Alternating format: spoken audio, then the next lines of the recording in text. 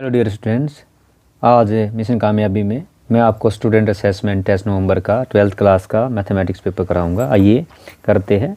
First question है evaluate the given integral. ये definite integral का क्वेश्चन है।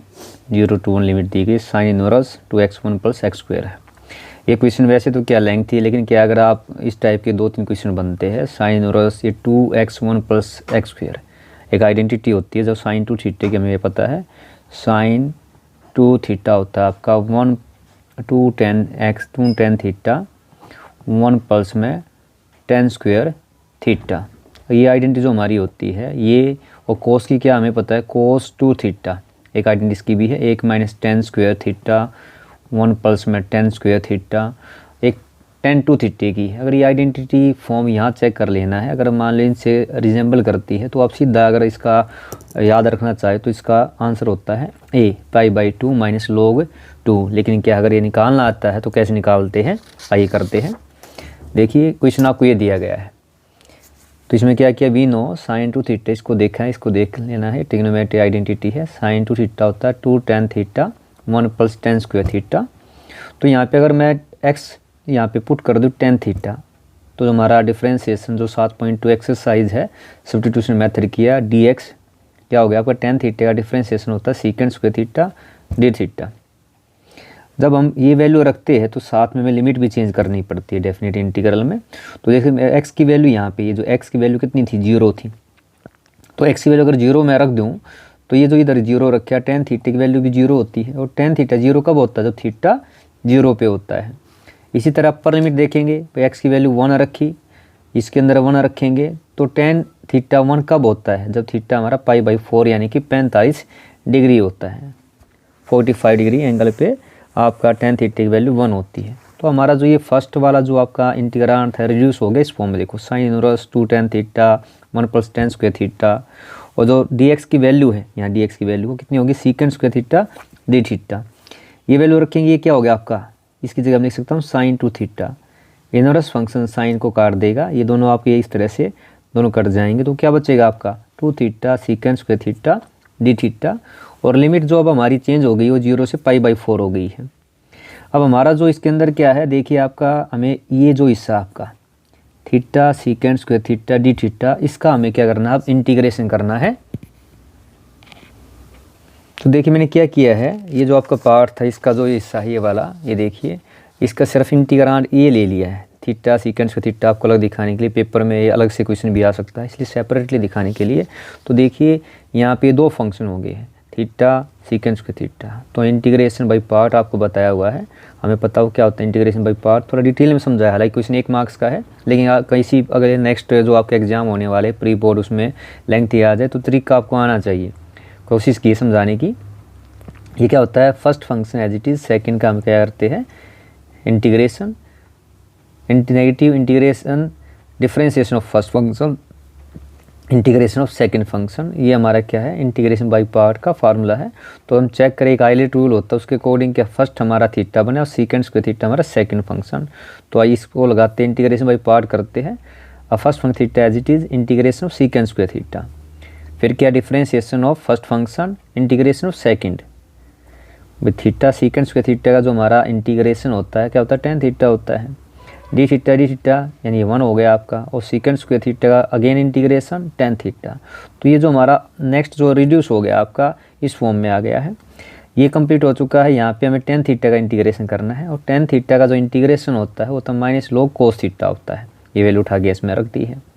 जहाँ हमने क्या वापस ये हमारा यहाँ पे जो था ये कंप्लीट, ये वाला हमारा इसका इंटीग्रेशन क्या आ गया हमारे पास, अब 2 0 से π/4 theta secant² theta d theta, ये आपकी वैल्यू आ गई है। और लिमिट क्या होगी, 0 से π/4। अब हमें करना क्या है, ये लिमिट को रखना है।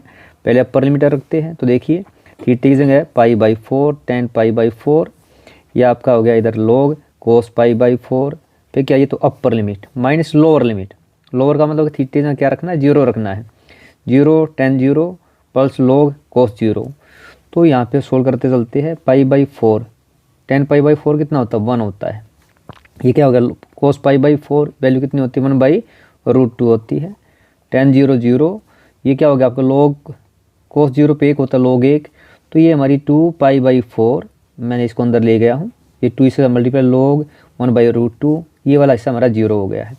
अब ये जो अगले वाला हिस्सा है 2π/4, ये जो मैंने सोल्व किया आपको दिखाया यहाँ पे कैसे आया है, log 1/√2, क्योंकि हमें क्या है प्रूव क्या करना था, निकालना ये था, वरना छोड़ सकते थे हम वहीं पे।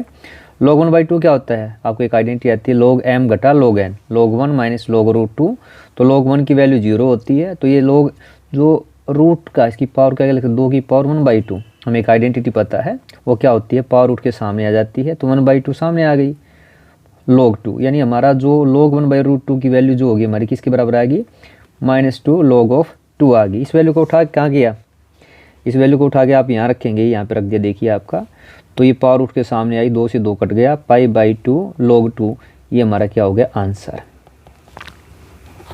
तो ये क्या था आपका जो फर्स्ट क्वेश्चन था उसका जो आंसर मिला π/2 माइनस में log 2, यानी हमारा a is the answer. Now next question, second question है by using properties of definite integral, आपको इसकी वैल्यूएट करनी है। ये बड़ा आसान क्वेश्चन होता है, मैं आपको दोनों तरीके समझाने की ट्राई करता हूँ, शॉर्ट ट्रिक से भी और वैसे भी। अगर मान लो देखिए शॉर्ट ट्रिक से समझाऊँ आपको तो बड़ा आसान से देखिए, अगर मान लो कोई भी फंक्शन इस टाइप की फॉर्म का दिया हो, चाहे आपकी ए से भी limit f(x) f(x) plus f दोनों का जोड़ -x, अगर इस तरह का इंटीग्रांड हो तो उसका जो इंटीग्रेशन होता है डेफिनेट होता है b - a/2 होता है। जैसे यहाँ देखिए आपका क्या दिया है 0 से ये क्वेश्चन दिया गया है, तो अगर मान लो आप चेक करके देखेंगे तो देखिए बिल्कुल क्या ही हमारी कंडीशन को फॉलो करता है, f(x) है f(x) है, a + b यानी कि a + 0 1 ये सेम है, यानी हम डायरेक्ट इसका आंसर क्या लिख सकते हैं, तो b कितना हमारा, यहाँ देखिए आपका ये क्या आपका ये b है, ये हमारा a कितना है 0 है, तो b - 0 यानी कि a - 0/2 a/2, ये हमारा आंसर होगा डायरेक्ट। एक और एग्जांपल समझाता हूँ ऐसे इसी है, तो देखिए जैसे आपका ट्रिग्नोमेट्री दिया गया cos 0 तो π/2, cot x का स्क्वायर रूट है, अगर इसको मैं कंपैरिजन करूँ अपनी ट्रिक से तो देखिए tan π/2x क्या होता है, cot π/2x tan x होता है, तो इसमें सिमिलरली वही लिखा है, देखिए π/2 - 0, ये बहुत आता है इस तरह क्वेश्चन, π/2 - 0/2 π/4। तो ये जो तरीका था ये शॉर्ट ट्रिक का था, इसमें हमें सभी का अलग इस तरह का आंसर मिलेगा, लेकिन क्या है अगर ये निकालना आ जाए तो कैसे निकालते हैं, तो देखिए निकाल के दिखाता हूँ। आपको ये क्वेश्चन दिया गया था इंटीग्रेशन, अगर मान लो हम ये प्रॉपर्टी देखते, अगर आपका इंटीग्रल ये प्रॉपर्टी फॉलो करता है तो देखो कर रहा है, हमने क्या किया प्रॉपर्टी लगाई, तो ये क्या हो गया आपका रिड्यूस हो गया a - x, ये देखो आपका a - x और यहाँ रखेंगे तो √x, दोनों ये फर्स्ट है मान लो आपका, और ये क्या आपका सेकंड है, दोनों को ऐड कर देते हैं, ऐड किया तो क्या आ गया i + i 2i, और इधर क्या हो जाएगी आपकी ये फॉर्म आ जाएगी, ये किसके बराबर आएगा 1 के बराबर आएगा, 0 से 1 dx, और 1 का जो इंटीग्रेशन होगा यहाँ पे कितना आ गया x आ गया है, तो 2i कितना x की जो लिमिट लगी 0 से, एक बार अपर लिमिट माइनस में लोअर लिमिट, आप अपर लिमिट माइनस लोअर लिमिट लगाएंगे यहाँ पे तो क्या आपका ये तो आएगा अपर लिमिट एक बार x रख दिया माइनस में लोअर 0, तो 2i क्या आ गया a आ गया, और i क्या आ गया a/2 आ गया है, तो हमारा जो आंसर होगा इस क्वेश्चन का वो क्या होगा आपका a/2, यानी c is the our right answer. Now next question है आपका area of region bounded by x² 4y y = 2 4 y(x) is in the first quadrant, यानी हमारा क्वेश्चन क्या है आपका 8 चैप्टर का आपको एरिया निकालना है। इसके लिए सबसे मेन चीज़ समझना कि आपको ये डायग्राम के मैं समझाता हूँ, ये आपको ये पैराबोला दी गई है x² 4y, ये कौन सी पैराबोला है जो सिमेट्रिकल है ऑन y एक्सिस पे है, और आपका y = 2 y = 4, इसके बीच में जो ये रीजन बाउंडेड इसका हमें क्या निकालना है एरिया निकालना है फर्स्ट क्वाड्रेंट में। आइए कैसे करते हैं इसको देखिए, तो हमारा जो है जो आपकी x² 4y ये क्या है इक्वेशन ऑफ पैराबोला है, पैराबोला, और जो हमारा y = मान लो 2 और y = 4 ये वो रीजन है, यानी y = ये की लाइन का इक्वेशन जो आपकी इक्वेशन लाइन किसकी है y = 2 की है, और ये y = 4 की आपकी लाइन है।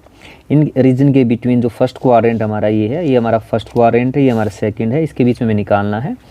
तो कैसे निकालेंगे सीधा ले सकते हैं एरिया बाउंडेड बाय रीजन जो हमें निकालना है। डायरेक्ट क्या इक्वेशन किस उसमें दी गई है आपकी x² = 4y है, तो x कितना आ गया आपका 4y का स्क्वायर रूट हो गया, यानी कितना आ गया आपका 2√y। इसका क्या हमें निकालना है आपको area bounded by this region. तो हमारा जो इंटीग्रांड होगा, जो हमें इंटीग्रेशन करना है, जो एरिया होगा, एरिया बाउंडेड, डायरेक्ट लिख सकते हैं, बाउंडेड बाय दिस रीजन, ये वाला हमारा है। कितना आ जाएगा, डायरेक्ट ले लिए 0, ये लिमिट होगी हमारी 2√y dy के रेस्पेक्ट में लेंगे, 2 से 4 इसकी क्या होगी, लिमिट हो गई है आपकी, ये हमें निकालना है। तो देखिए इसे सोल्व करेंगे तो आपका जो है, इसको इसी तरह लिख सकता हूँ, 2 से 4, ये 2 ये बाहर लेता हूँ, y को क्या लिख सकता हूँ, y की पावर 1/2 dy लिख सकता हूँ। और हमें पता है 2 इंटीग्रेशन किया, y का क्या आएगा, पावर 1 एक बार ऐड कर देते हैं, 1/2 प्लस में 1, और वही क्या आता है, नीचे भी सेम आता है। लिमिट क्या होगी आपकी, 2 से 4, इसको कैसे लिख सकता हूँ, 3/2 यानी 2/3 हो जाए नीचे वाला, y की 3/2, लिमिट क्या है 2 से 4।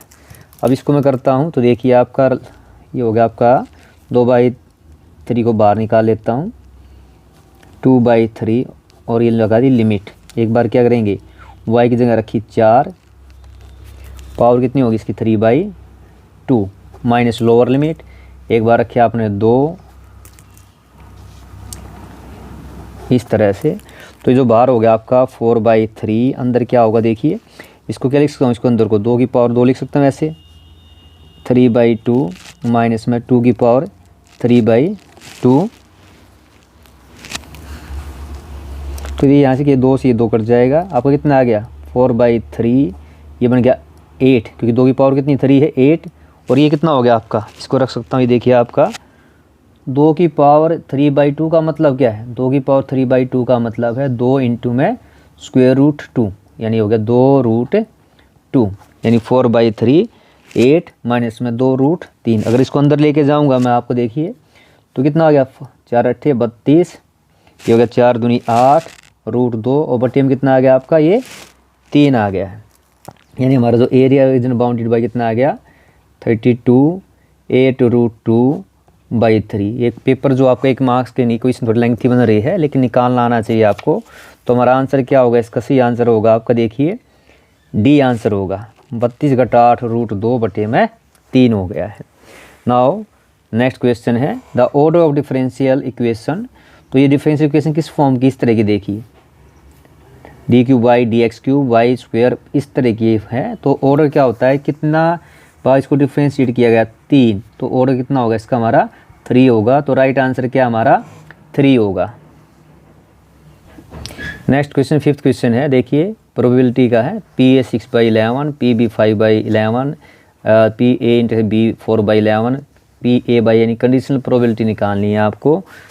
तो देखिए हमें गिवन क्या है, ये 5th क्वेश्चन के अंदर PA 6/11, PB 5/11, तो कंडीशनल प्रोबेबिलिटी क्या होगी A/B की, PA into B by PB। तो यहाँ हमें सभी एक चीज़ दी गई है, देखिए कितना दिया, ये 4/11, और जो PB हो कितना दिया आपको 5/11, ऐसे काटेंगे, 11 से 11 कट गया, कितना आ गया 4/5। तो हमारा जो आंसर होगा इसका वो क्या होगा 4/5, यानी A is the right answer. Now next question है आपका, देखिए 6th और 7th क्वेश्चन अगर आप देखेंगे तो ये क्वेश्चन आपको दिया गया है इंडिपेंडेंट इवेंट का। 6th EFB दी इवेंट्स, PEPF दिया गया है, ये टर्म आपको गिवन है, आपको चेक करना ये इंडिपेंडेंट है या नहीं है। तो देखिए PEPF ये आपको गिवन है, 2 इवेंट हम कहते हैं इंडिपेंडेंट है। अगर मान लो उनका P इंटू F क्या हो, दोनों प्रोबेबिलिटी जो आपकी प्रोबेबिलिटी ऑफ इंटरसेक्शन जो is equal to probability of event E and F, आप रखिए वैल्यू 3/25 दिया गया है। प्रोबेबिलिटी ऑफ इंटरसेक्शन की इज इक्वल टू 2/5 इंटू 3/10, 2 से ये कट गया, 2 पंजे 10, कितना आ गया 3/25। तो लेफ्ट हैंड साइड और राइट हैंड साइड दोनों इक्वल है, दैट मीन्स क्या है, जो प्रोबेबिलिटी है इंटरसेक्शन की वो इक्वल है probability of product of 2 event की। तो हम कहते हैं जो इवेंट क्या है आपके इंडिपेंडेंट्स है। तो हमारा आंसर क्या होगा इसके अंदर, ट्रू आंसर आएगा, ये हमारी क्या स्टेटमेंट ट्रू है। नाउ नेक्स्ट क्वेश्चन है आपका,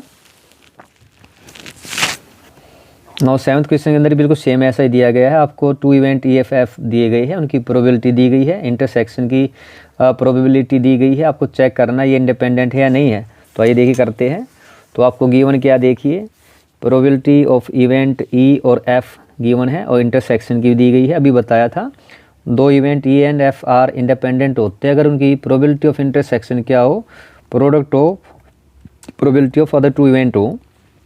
तो ये कितनी है 1/5 है, पी ई 3/5 3/10। अगर आप इसको देखे करेंगे सोल्व तो देखेंगे 1/5 नॉट इक्वल टू 9/10, यानी जो ई और एफ इवेंट है वे क्या आपके नॉट डिपेंड, यानी दे आर इंडिपेंडेंट, यानी ई and F are not independent. इसका मतलब क्या है, आपके जो है ये हमारी स्टेटमेंट जो दी गई है हमारी क्या है, फॉल्स स्टेटमेंट है। ये दे आर इंडिपेंडेंट लिखा हुआ ना, तो ये क्या है, दे आर नॉट इंडिपेंडेंट। यहाँ पे ये दे आर नॉट इंडिपेंडेंट, ये हमारा फॉल्स स्टेटमेंट है। नाउ नेक्स्ट क्वेश्चन है 8 क्वेश्चन आपका गिवन देखिए आपका, the general solution of differential equation given है। तो आपको क्या करना है, देखिए जनरल सॉल्यूशन इसका निकालना है। तो इसको अगर हम करेंगे तो देखिए जो 8 क्वेश्चन आपको ये दिया गया है हमें निकालना है। तो dy बाई डी एक्स ये गिवन है आपका, तो मैंने क्या किया इनको सेपरेट किया जैसे आपको पता है। तो इसके बाद क्या dy ये आपकी क्या वेरिएबल सेपरेबल वाली डिफरेंस इक्वेशन की फॉर्म में कर सकते हैं। ey को dy के नीचे ले आया और ये ex dx, तो e minus y d y equal to e x d x, दोनों तरफ इंटीग्रेशन करते हैं। तो जो e की पावर e की x का जो इंटीग्रेशन होता है e की x ही होता है, e की माइनस वाई का भी e की माइनस वाई का क्या आ गया -1 हो गया है। तो अगर इसको मैं इधर लेके आऊँ, इसको अगर मैं इधर लेके आऊँ दोनों को, इसको इधर लेके जाऊँगा तो क्या ई एक्स प्लस में ई वाई इजिकल टू क्या हो जाएगा माइनस का c हो जाएगा। अगर हम देखिए लगा कर अगर आपका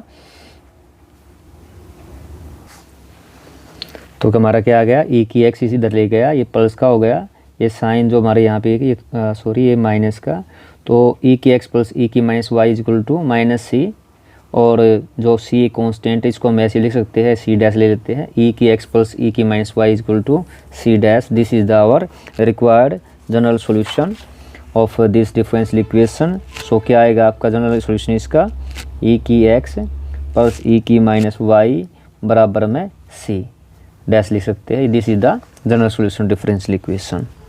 नाउ 9th क्वेश्चन है, the number of arbitrary constant in a general solution of a differential equation of 4th order. देखिए 4th ऑर्डर, तो इसके अंदर क्या है, कोई भी 4th ऑर्डर इक्वेशन जो आपकी होती है हमें बस दिमाग में क्या रखना है, ऑर्डर ऑफ डिफरेंशियल इक्वेशन क्या होता है, नंबर ऑफ आर्बिट्रेरी कांस्टेंट के बराबर होता है। तो जितने आपके आर्बिट्रेरी कांस्टेंट होंगे उतनी उसका ऑर्डर होगा डिफरेंशियल इक्वेशन का। जैसे कि मैंने एक एग्जांपल दिया भी है आपको, एग्जांपल ये आपका जो देखिए इक्वेशन जैसे ये भी क्या है 4th ऑर्डर डिफरेंशियल इक्वेशन है, इसको इस तरह लिख सकते हैं d की 4 - 1 0, तो इसका ऑर्डर 4 है, तो कांस्टेंट भी कितने होंगे 4 हो गए। एंड अदर एग्जांपल आप ये ले सकते हैं, बस आपको मेन क्या है ये जो आपका है एक डायरेक्ट दिमाग में बिठा लीजिए, जो ऑर्डर ऑफ डिफरेंशियल इक्वेशन क्या होता है, नंबर ऑफ आर्बिट्रेरी कांस्टेंट। जैसे मैंने एक इक्वेशन ली देखी ये वाली आपकी इक्वेशन, तो इसमें इसका कोफिशिएंट हमेशा जो होता है हाईएस्ट ऑर्डर 1 होता है, तो कांस्टेंट 1 2 3 4, तो कितने कांस्टेंट है आर्बिट्रेरी कांस्टेंट इसके अंदर 4 है। तो आपका number of arbitrary constant in the general solution of differential equation कितने होंगे 4th ऑर्डर में 4 होंगे, ये हमारा आंसर होगा।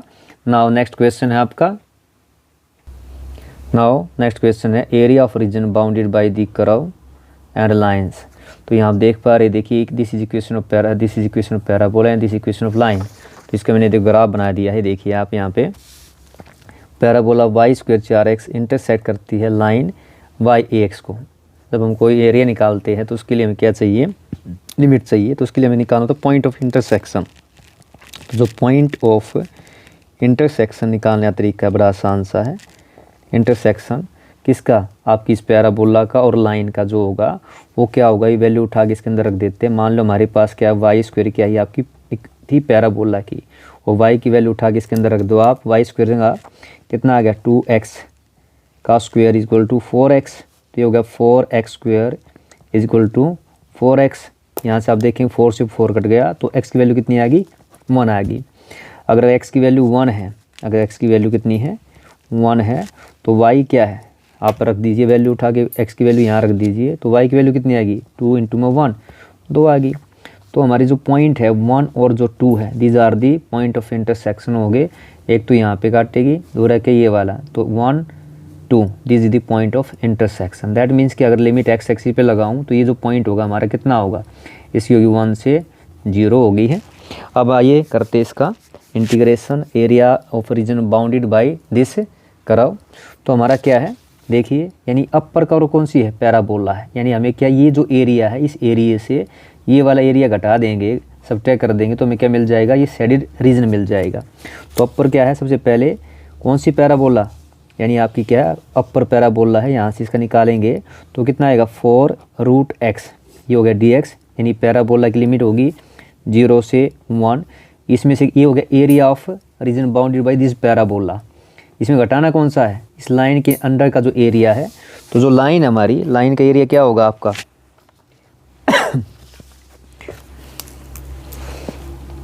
ये आपका हो गया 2x dx, लिमिट इसकी कितनी होगी 0 से 1 हो गई है। ये आपको करना है, निकालना है। तो देखिए करते स्टार्ट। तो हमारा 4 एज इट इज़, जो √x का इंटीग्रेशन आता है आपको पता है 3/2 आ जाएगा, और ये क्या होगा 2/3। ये तो हो गया आपका √x का इंटीग्रेशन, पीछे भी किया था अभी हमने। लिमिट लगी 0 से 1, माइनस में भाई आपका 2 बार लिया, इसका क्या आएगा इंटीग्रेशन x² में 2, और लिमिट लगी 0 से वही 1 हो गई है। ये वैल्यू रखेंगे आपका 4/, मान लीजिए आप बाहर निकाल लेते 2/3, अंदर क्या है 1 रखेंगे, 1 की पावर कुछ भी हो, यानी 1 की पावर कितनी है 3/2, और 0 की पावर रखोगे ये तो आपका पता ही 0 ही आएगा।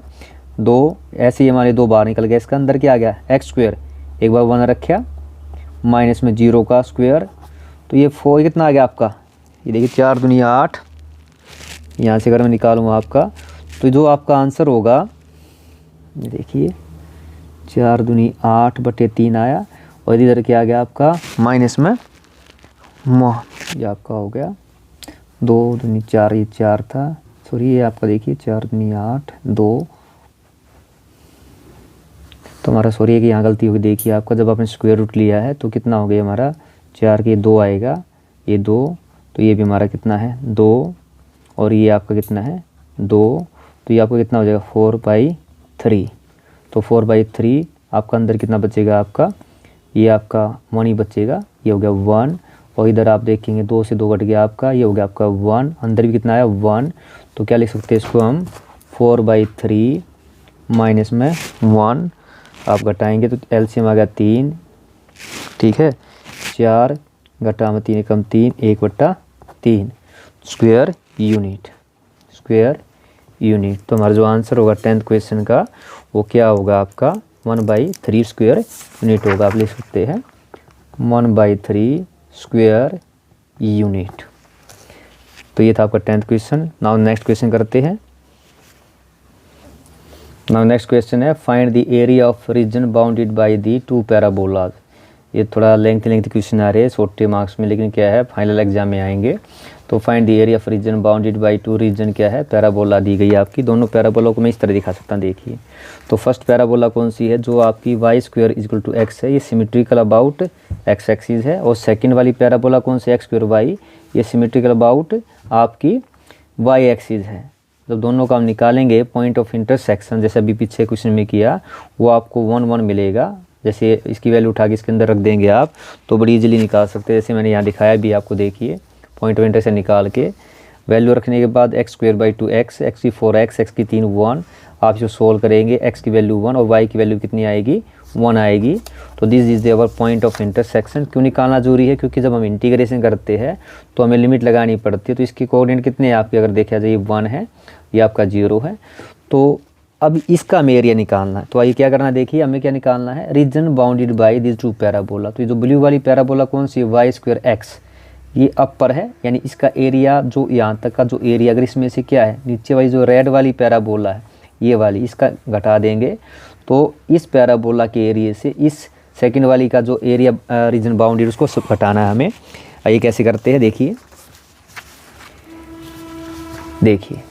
जो हमारी फर्स्ट है आपकी पहली वाली जो y² and y² x is equation of parabola है, ये मैंने रखा। तो जो पॉइंट ऑफ इंटरसेक्शन के इक्वेशन 1 और 2 का क्या मिला हमें, 0 0 और 1 1 मिला है।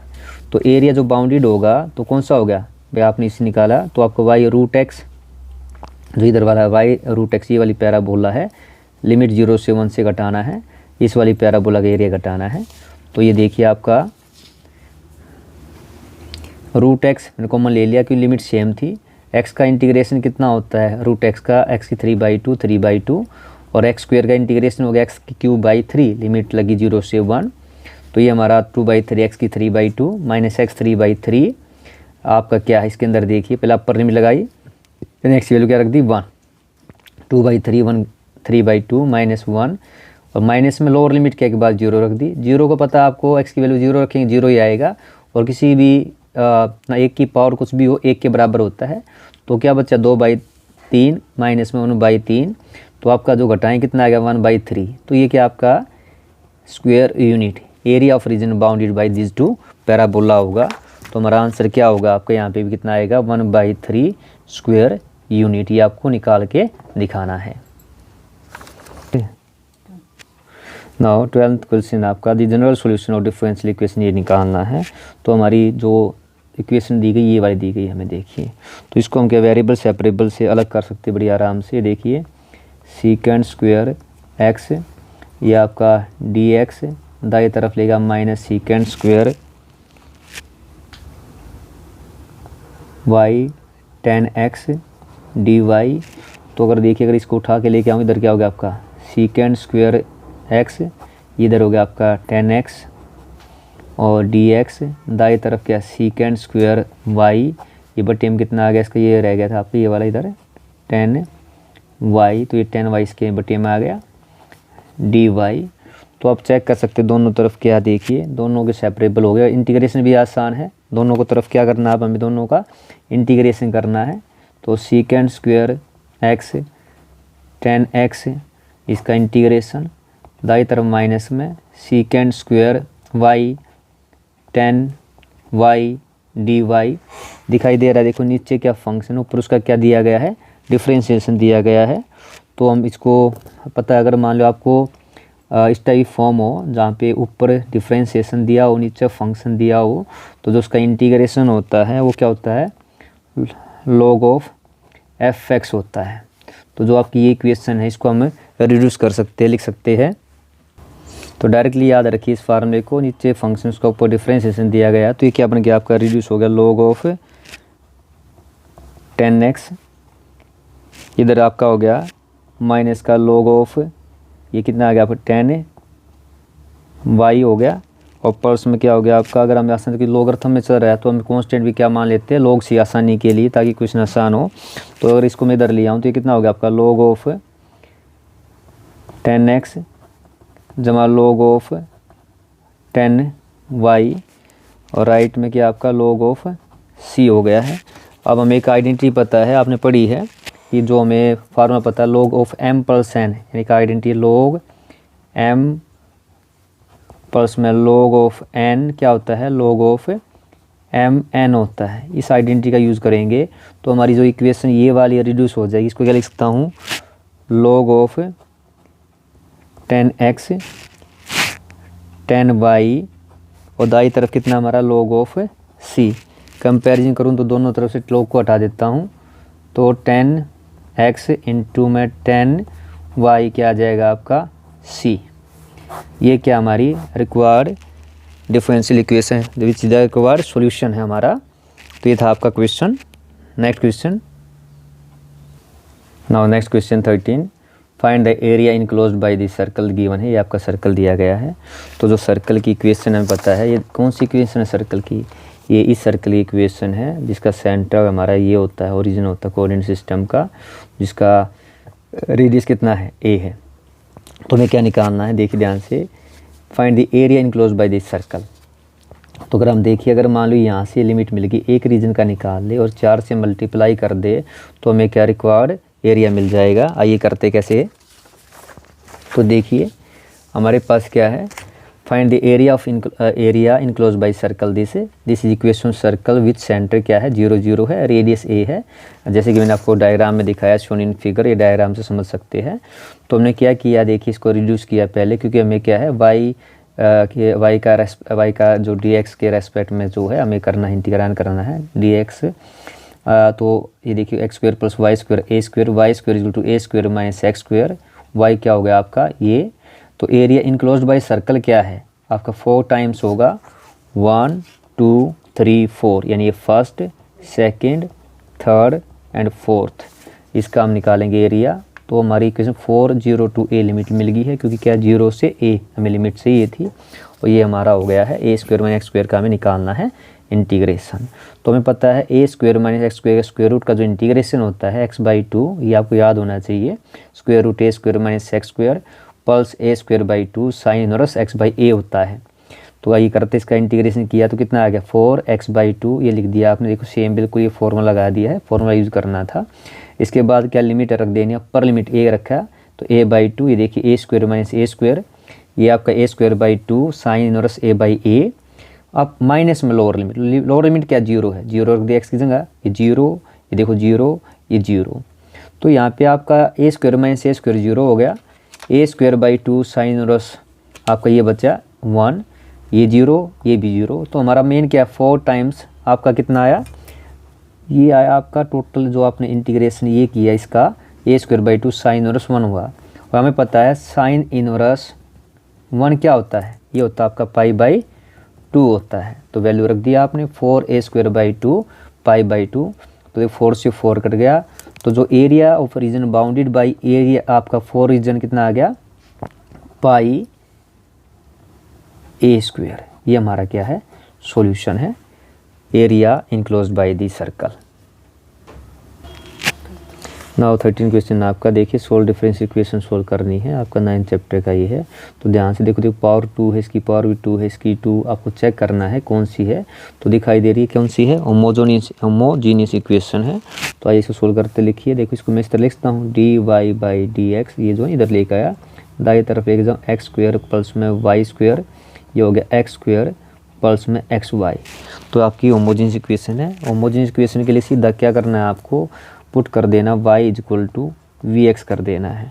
आप इसके अंदर रखेंगे जो हमारी इक्वेशन इसके अंदर रखेंगे, तो ये जो आपकी रिड्यूस हो जाएगी, और ये जो y है dy/dx का डिफरेंस करूँगा तो dy/dx कितना आएगा आपका v as it is, x का difference 1, x as it is, इसका dv/dx। आपको बताया डायरेक्ट याद रख सकते हैं कि dy/dx को रिप्लेस किससे करना है, v + x dv/dx से करना है जब भी आपकी होमोजेनियस इक्वेशन आती है। और जो ये हो गया इधर वाला पार्ट जो आपका यहाँ रखेंगे, तो आपकी ये इक्वेशन क्या रिड्यूस होगी आपकी, ये आपकी रिड्यूस होगी v + में x, ये v है, dv/dx, ये कितना हो गया आपका x स्क्वायर, तो ये हो गया v स्क्वायर x स्क्वायर, ये आपका x vx। तो अगर x स्क्वायर को मैं निकाल लूँ देखिए, तो अंदर यह कितना बच गया आपका 1 + में v स्क्वायर, और नीचे कितना, ये भी एक्स स्क्वायर कॉमन निकल गया, अंदर बच गया 1 + में v, ये आपका है। तो हमारा जो इक्वेशन नई जो मिल गई है आपको, क्या मिली है vx dv/dx, जो है आपको जो करना है अभी 1 + में v स्क्वायर 1 + में v, इसको निकालना है। तो अब ये जो वैल्यू मिली है अब हमें क्या इसको सोल्व करना है। तो नेक्स्ट ये देखिए, यहाँ से बिल्कुल वही काम वेरिएबल सेपरेबल की तरह हम इसको करेंगे, सोल्व करेंगे। तो जो टर्म है आपकी देखिए, अगर मैं लेके जाऊँ इसको v को इधर ले आता हूँ, तो x dv/dx आपका आ गया 1 + में v स्क्वायर 1 + में v, ये माइनस का v हो गया है। इसको इधर सोल्व करेंगे आप, तो देखिए 1 + v, ये तो आपका एलसीएम हो गया, ये 1 + में v स्क्वायर माइनस में मल्टीप्लाई का v, और ये क्या हो गया माइनस का v स्क्वायर। यहाँ से देखोगे तो देखिए v स्क्वायर से आपका v स्क्वायर कट गया, बच क्या गया आपका 1 - v, 1 + में v बच गया है। तो हमारी अभी जो इक्वेशन है, अब हमारा जो ये आपका हो गया x dv/dx जो आपका है, ये हो गया 1v 1 + में v। इसके बाद वही है आपको वेरिएबल सेपरेबल करने, देखिए इधर लेके आओगे, हो गया आपका 1 + में v 1 - में v dv, और दाई तरफ गया हो गया dx/x हो गया है। अब क्या है वेरिएबल सेपरेबल हो गए हैं। अब इसको आपको क्या करना है, जैसे हमने पीछे किया था उसी तरीके से क्या है इंटीग्रेशन करना बस आपको इसका। अगर आप इसको 1 + v 1 - v अगर आपको डिवाइड करते हैं, ये जो आपका अगर इसको चाहो तो आप डिवाइड कर सकते हैं। जब बेस आपकी दोनों की पावर अगर सेम हो तो इंटीग्रेशन करते हुए हम क्या करते हैं, इसको डिवाइड करते हैं। ये करके दिखाऊंगा आपको। फिलहाल देखिए हमें क्या करना है, अब 1 प्लस में v 1 माइनस v इसका इंटीग्रेशन करना है। v के रेस्पेक्ट में इधर क्या है, इंटीग्रेशन करना है dx बाई एक्स, ये हमें करना है।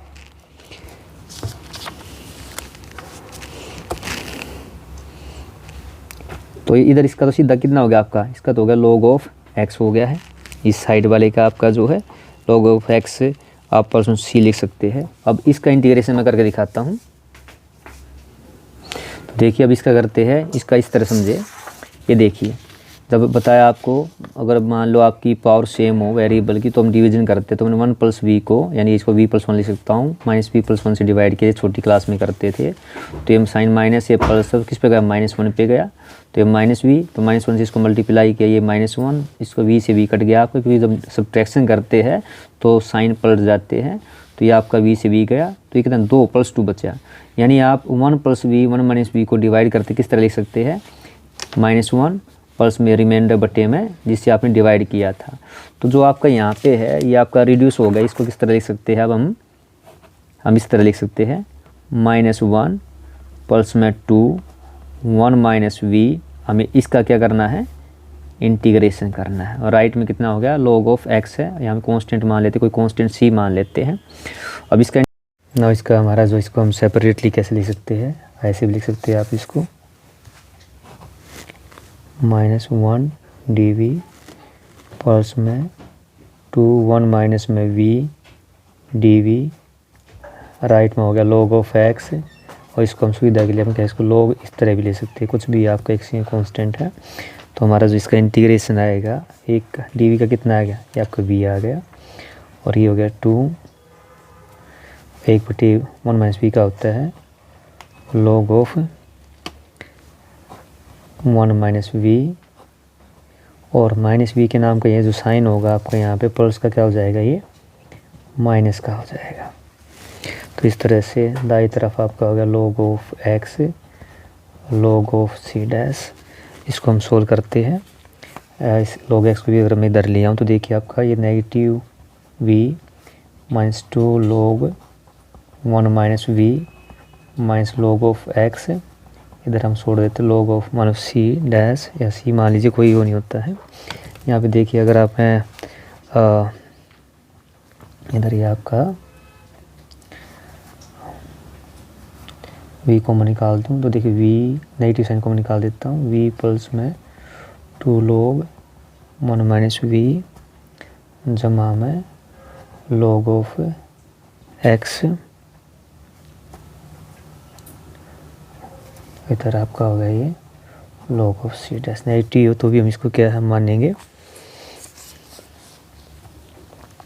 अब यहाँ पे अगर हम चेक करें, देखिए इसको क्या लिख सकते हैं इस तरह आपका, तो v प्लस में log 2v minus v log x, अब वैल्यू रख देते हैं। हमें पता वैल्यू कितनी थी, आपने स्टार्टिंग में क्या मानना था, तो वैल्यू थी आपकी y था आपका vx, तो v क्या हो गया आपका y बटे x, ये वैल्यू उठा के रख दो इसके अंदर। तो y प्लस में x 2 log 1 y by x जमा में log ऑफ x, और इसको c मान लेते, कोई दिक्कत नहीं है इसके लिए, कांस्टेंट है इंटीग्रेशन का। तो ये हो गया y बाई एक्स जमा में, देखो एक आइडेंटिटी पता होती है हमें, इसको मैं कैसे लिखता हूँ, 1 इसका स्क्वायर की फॉर्म लिख सकता हूँ। यहाँ पे एक आइडेंटिटी क्या है हमें पता है, log ऑफ, अगर मान लो आपके x की पावर m है तो इसको लिख सकते हैं m log ऑफ x, वो वापस क्या है इसको इस तरह लिख सकते हैं। तो ये 2 पावर उठ के यहाँ आ गई, जमा में log of x log of c, तो y बटे x, यहाँ पे सेपरेटली अगर आप लिखना चाहिए तो क्या हो गया आपका log ऑफ, अंदर आ गया x माइनस में y में x का स्क्वायर जमा log of x log of c y by x। अगर देखिए आइडेंटिटी हमें पता होती है log of m by n जो होती है log of m minus log of n होती है, तो इसको लिख सकते हैं हम ऐसे ही, तो हो गया log of x minus y का स्क्वायर, और ये हो गया माइनस में log ऑफ x स्क्वायर जमा में log ऑफ x बराबर log ऑफ c। तो ये हमारा होगा वाई बाई एक्स, यहाँ पे आपका होगा ये log x माइनस में वाई स्क्वायर, ये पावर रूट के सामने अगर वही लगा identity log of 2 log x जमा log ऑफ x, राइट में log ऑफ c, तो y बाई एक्स जमा log of x minus y का स्क्वायर, ये देखिए नेगेटिव 2 log x है, ये प्लस log x, तो बचेगा कितना माइनस का log ऑफ x रह गया, दाई तरफ ये आपका log ऑफ c। अब यहाँ पे आप करेंगे तो हमारा देखिए क्या है, इसको लिख दिया होगा आपका y बाई एक्स, यहाँ पे आइडेंटिटी वापस लगा देते हैं log m बाई n वाली, तो ये क्या हो जाएगा log of x minus y का स्क्वायर, y में क्या हो गया आपका x, और इधर हो गया आपका log ऑफ c, ये आपका कितना हो गया y बाई एक्स जमा में log ऑफ, और देखिए आपका यानी आपका x माइनस वाई का स्क्वायर, y में x बराबर log ऑफ c,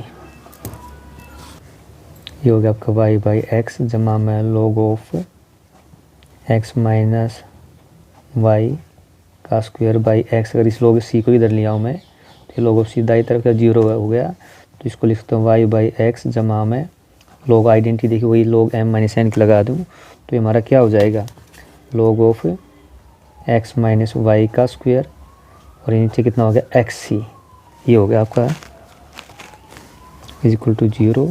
और मैं लिखना चाहूँ इसको log ऑफ, ये हो गया आपका x माइनस वाई का स्क्वायर बाई एक्स सी, और दाई तरफ ले गए हम हो गया y बाई एक्स हो गया माइनस का। अगर हमें पता लॉगरिथम को कैंसिल करना है क्योंकि एक्स की फॉर्म में लेके आए, तो हमें पता अगर हम दोनों तरफ क्या अप्लाई कर दे, ई अप्लाई कर दे, एक्सपोनेंशियल फंक्शन अप्लाई कर दे, तो ये जो हमारा हो जाएगी इधर भी ई और इधर भी ई, तो ये ई और log एक दूसरे को कैंसिल कर देते हैं, x माइनस वाई का स्क्वायर, इधर नीचे रह गया एक्स सी, इधर हो गया ई की power minus y this, and x minus y का स्क्वायर जो हो गया, ये सी एक्स को अगर दाई तरफ ले जाऊँ सी एक्स ई की माइनस में y by x, this is our required solution. इस तरह आपको क्या है इसको सोल्व करना था, थोड़ा लेंथी क्वेश्चन था लेकिन क्या है इसका पैटर्न ऐसे ही है, इसी तरह आपको इसको हल करना है। और next question 14, a man is known to speak truth 3 out of 4 times, he throws a die and reported that it's 6, find the probability that it is actually 6। यानी क्या है, एक मैन जो है 4 में से 3 बार सत्य बोलता है, उसके पास से को उछालता है, बतलाता है आने वाली संख्या क्या 6 है, तो हमें प्रोबेबिलिटी निकालनी है जब क्या हो 6 हो। तो देखिए ये करते इसको किस तरह करना है, हमें क्या करना है, देखिए मैंने इसको आपको सोल्व किया है, find the probability that it is actually 6, यानी हमें क्या देखना है। अब यहाँ पे कि ये आपका 13.3 एक्सरसाइज से रिलेटेड क्वेश्चन है बेस थ्योरम वाला, तो इसमें मान लेते हैं लेट जो आपका E1 है मैन स्पीक ट्रूथ बोलता है, E2 वो इवेंट जब मैन क्या है लाइज यानी झूठ बोलता है, और हमें निकालना क्या है E6 ऑन दी डाई, यानी 6 क्या आना चाहिए आपका डाई पे, तो हमें क्या है प्रोबेबिलिटी निकालनी है, we have to find probability actually 6। तो फार्मूला क्या आपका बेस फार्मूला अगर हम यूज़ करें वो क्या होगा PE1 बाई ई, यानी मैन आपका क्या है स्पीक ट्रूथ, तो ये होता है Bayes theorem PE1 low into PE by E1, PE1 into PE by E1 plus PE2 by E, यानी क्या है हमें ये निकालनी है। तो हमारा जो PE1 है यानी क्या है पहले निकालते PE1 कितनी आओगे हमें पता है, टोटल क्या आउटकम्स 4 है, 3 बाई क्या है ट्रूथ बोलता है, तो प्रोबेबिलिटी ट्रूथ बोलने कितनी होगी 3/4, हम लिख भी सकते हैं। ये क्या है आपकी probability that man speak truth, man speak truth सच बोलता है, तो उसकी प्रोबेबिलिटी आएगी 3/4 आ गई है। तो झूठ बोलने की यानी मैन स्पीक लाई झूठ बोलता उसकी प्रोबेबिलिटी कितनी आ गई हमें पता है, आपकी अगर सच बोलने की प्रोबेबिलिटी ट्रूथ बोलने 3/4 है तो झूठ बोलने कितनी होगी 1/4 हो गई है। नाउ में क्या निकालना है PE by E1 conditional probability जो निकालेंगे ये बड़ा आसान सा क्या करना है, कितनी आओगे हमें पता है, जब आपका डाई उछालते हैं तो क्या है इवेंट क्या ट्रूथ आना चाहिए, मीन्स क्या 6 आना चाहिए, तो उसकी क्या होगी प्रोबेबिलिटी, एक ही चांस है 6 आने का 1/6 होगी प्रोबेबिलिटी, जब वो ट्रूथ बोलता है। तो ये क्या आपकी प्रोबेबिलिटी आप लिख भी सकते हो, probability that 6 appears on the die if man, condition क्या है नीचे क्या थी आपकी, even if man speak truth, तो ये क्या होगी हमारी 1/6। तो ये क्या होगी आपकी, जब मैन क्या है 6 अपीयर नहीं होता है, यानी प्रोबेबिलिटी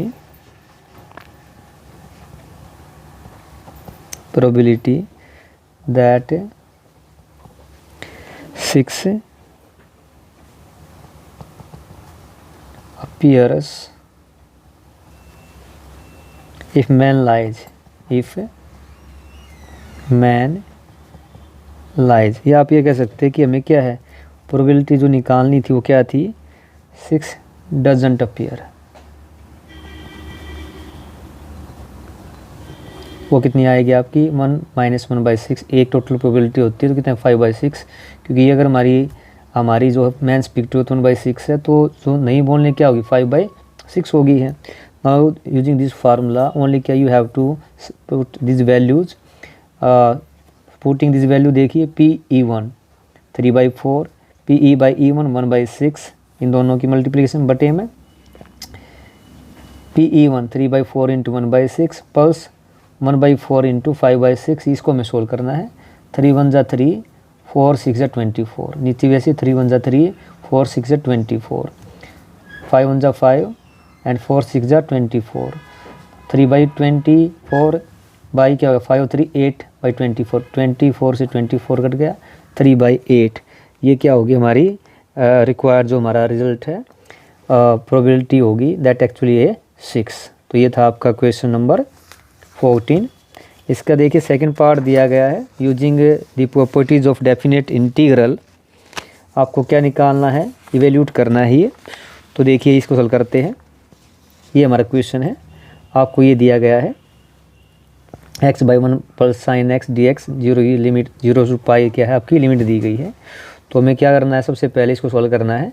मान लीजिए आपका ये हमने फर्स्ट मान लिया है, हमें प्रॉपर्टी जो यूज़ करनी है इस टाइप के क्वेश्चन के अंदर करते हैं a0 to af(x) dx 0 f a - x, this property क्या हम यूज़ करते हैं। अगर इस प्रॉपर्टी को फॉलो करती है ये ये देखिए तो क्या होगा हमारा, ये 1 जो होगी change into pi minus x by में 1 plus sine pi minus x, तो ये पाई माइनस एक्स और हमें पता है सेकंड क्वाड्रेंट में साइन क्या होता है सेम रहता है, तो साइन पाई माइनस थीटा क्या होता है साइन थीटा होता है। तो हमारा कितना आ गया ये आपका 1 प्लस में साइन एक्स सेम आ गया, ये सेकंड दे दिया इसका नाम। दोनों को ऐड कर देते हैं, ऐडिंग करेंगे तो ये क्या हो गया हमारा, देखिए ये सेम एज इट इज़। और जो इसको हम अलग करके रख सकते हैं पाई/1 प्लस साइन एक्स माइनस में x/1 प्लस साइन एक्स। तो आप देख रहे दोनों क्या, ये देखिए ये पॉजिटिव ये नेगेटिव है तो दोनों क्या ये आपके कट जाएंगे। तो हमारा क्या बचा i प्लस i 2i, ये पाई, और हमें अब इंटीग्रेशन जो करना है 1 प्लस में 1 में 1 प्लस साइन एक्स का करना है। तो इसको अगर मैं सेपरेटली करके दिखाऊँ आपको, इस तरह हम इसका इंटीग्रेशन कर लेते हैं dx 1 प्लस साइन एक्स। तो क्या किया मैंने, देखिए ऊपर नीचे इसका रेशनलाइजेशन कर दिया है। रेशनलाइजेशन करने का पर्पज़ ये हम इस फॉर्म में लेके आएंगे जिसका हमें इंटीग्रेशन आता है। तो नीचे 1 प्लस साइन एक्स था, रेशनलाइजेशन किया 1 minus sine x by 1 minus sine x, ऊपर आएगा 1 माइनस साइन एक्स, नीचे आइडेंटिटी बन गई a plus b a minus b यानी a square minus b square, और 1 माइनस साइन स्क्वायर एक्स क्या होता है कोस स्क्वायर एक्स होता है। तो ये जो हमने सेपरेटली लिखा है 1 में देखिए कोस स्क्वायर एक्स माइनस में साइन एक्स बटे में कोस स्क्वायर एक्स। अब हमें पता है 1 कोस स्क्वायर एक्स क्या होता है सीकेंड स्क्वायर एक्स होता है। और ये जो सेकंड वाला पार्ट इसको हम इस तरह लिख सकते हैं, देखिए साइन एक्स बटे कोस एक्स इंटू 1 माइनस 1 में कोस एक्स। तो 1 बटे कोस एक्स क्या होता है सीकेंड एक्स, और साइन एक्स बटे कोस एक्स टेन एक्स। तो हमारा ये जो आपकी 1 dx 1 बाई साइन एक्स इस फॉर्म में चेंज हो गई है। इन दोनों का हमें इंटीग्रेशन आता है, सीकेंड स्क्वायर एक्स का इंटीग्रेशन क्या होता है 10x होता है, और सीकेंड एक्स 10x का कितना होता है सीकेंड एक्स होता है। तो हमें इंटीग्रेशन मिल गया है। इसको क्या अगर मैं यहाँ पे उठा के रख देता हूँ, देखिए यहाँ पे आपका, तो हमारा डायरेक्ट जो इस आपका इंटीग्रेशन आ गया 10x माइनस साइन एक्स, बाहर क्या था, ये पाई था, लिमिट लगी 0 से पाई। अब हमें बिल्कुल करना वही है, क्या करना है, आपको अपर लिमिट रखी हमने पहले देखी पाई, तो ये होगा 10 पाई माइनस में second pi, mine upper limit minus lower limit क्या 0 रख दी, 10 0 माइनस सीकेंड 0, तो 2i इज इक्वल टू पाई, 10 जो आपका पाई होता है उसकी वैल्यू 0 होती है, माइनस में सीकेंड जो पाई इसकी वैल्यू होती है -1 होती है, माइनस में 10 0 0 होता है, और सीकेंड 0 कितना होता है 1 होता है, ये वैल्यू रख देते हैं। तो देखिए पाई नेगेटिव पल्स 1 बचा, और यहाँ पे भी ये 1, तो कितना आ गया 2 पाई आ गया। तो 2i किसके बराबर है, 2 पाई के बराबर है, 2 से 2 निकट गया, हमें क्या निकालना था, i निकालना था, यानी इंटीग्रेशन करना था, हमारी वैल्यू कितनी आ गई पाई। तो जो हमारा क्वेश्चन नंबर ये क्वेश्चन है, इसका आंसर कितना आ गया आपका, इसका इंटीग्रेशन जो है आपका आया 0 to pi x dx 1 plus sign x का जो इंटीग्रेशन मिल गया हमें पाई। तो ये था हमारा आंसर, ये था आपका 12th क्लास का मैथमेटिक्स का सेट नवंबर 2022 पेपर।